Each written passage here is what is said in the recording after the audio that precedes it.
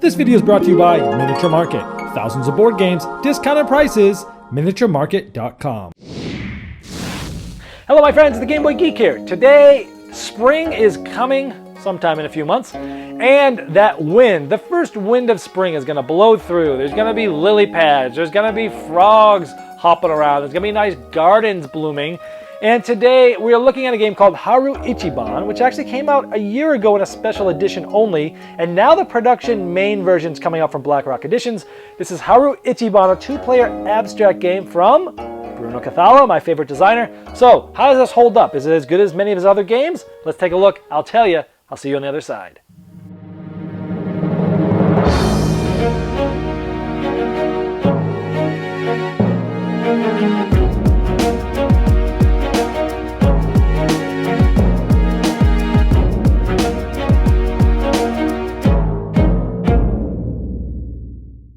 Here we have Haru Ichiban set up for the two players that play it. In this game, you're trying to be the first to score 5 points over one or multiple rounds by making certain type of configurations with your flowers. Both of you have the same numbers, 1 through 8 on flowers. You're going to flip these over, you're going to shuffle them up, and then you're going to draw 3. From the 3 that I have here, I will secretly look at these and decide which one I want to place and play. Once they both have played, you flip them up simultaneously. This is a 2 and this is a 3. First we decide which one is the senior gardener and the junior gardener by the number. The smaller number is junior, the bigger number is senior. Next, the junior, the smaller number, will be able to put a flower on the dark lily pad. So I have the smaller number, so I take this flower, I flip it over and I place it on the dark lily pad. In this case it's right here, and I will do that. Next, the senior gets to place his flower on any light-colored lily pad. So maybe he takes this and he places it right there. Next, the junior gardener will basically move any lily pad they want. He can move a lily pad like this, which would just put it in the middle, or he can move this one, which would push this one like that. Or maybe he moves this one and it goes up like that.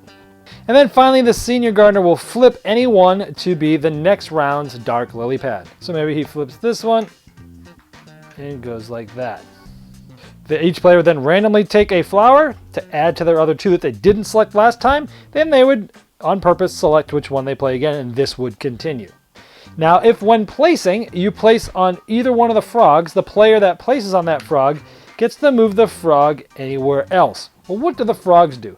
Well, if at any point in time you tie, so let's say on the simultaneous reveal, you flip it over and you're both ones, the first one to croak like a frog will be the first one to be able to move. Now, they both place theirs on their frog, so the pink would go on his frog and move it somewhere else. Maybe he moves it here, and then this player would go on his own frog and place it somewhere else. So that's that. And so essentially, the frogs mean that's where you're going to go if you're tied. And of course, when you're placing, on a subsequent round, I could always take this, place it on this frog, and move it somewhere else. So that's pretty much how that works. This continues and someone gets 4 in a row, like in a spot like that, which is 1 point.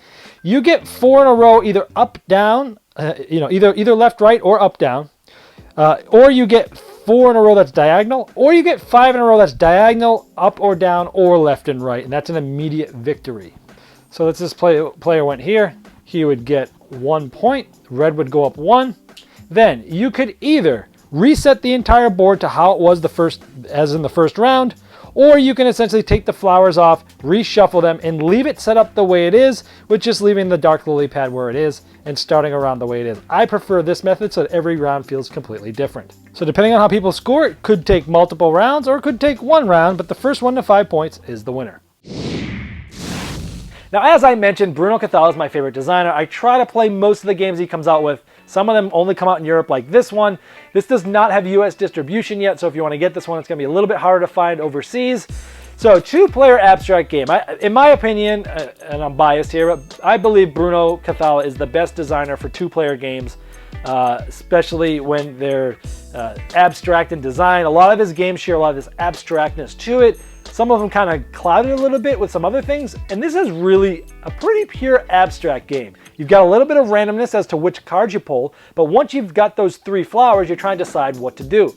The game is simple, as you saw. I mean, you're literally picking a number, flipping it over. You get to do this, I get to do this, you get to do this, I get to do this. Simple, let's go again.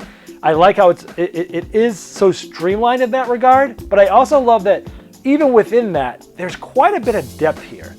It's like, you know, and there's a little bit of thinking forward. It's like, okay, I'm gonna play this, it's my turn. Okay, I get to move these lily pads. Now I got some low numbers, so I want to move this because next round I think I'll be able to play this, and then I'll get to choose, you know, the black, you know, which one's the dark lily pad. So you can think a move ahead at least, and it really gives you a lot of depth for how simple the game is. So if you're looking for a quick and easy two-player sort of abstract game that's beautiful, doesn't look like you're playing chess or checkers, this is a beautiful game, but it feels like, you know, it's this mano-a-mano mind strategy game with a little bit of luck. And yet there's a lot there for as easy as this game is. And I think this game has a lot of replayability, especially if after the end of every round, you don't reset up as the beginning of the rules. You just play a new round as it is.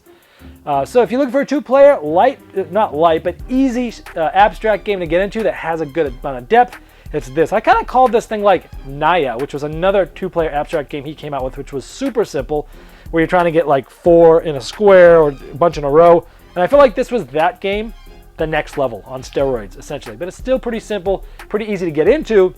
This is one of those games that will take you 10 minutes to learn, a lifetime to master. I know that's kind of oversaid and overused, but this is one of those games.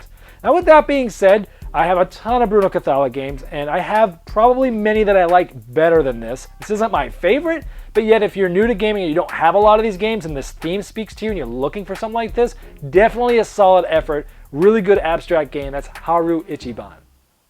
This video was sponsored by Miniature Market's Review Corner. The Review Corner features podcasts, video, and written game reviews by gamers for gamers. Miniature Market, the online gaming superstore. Thousands of board games, discounted prices. Check them out at miniaturemarket.com.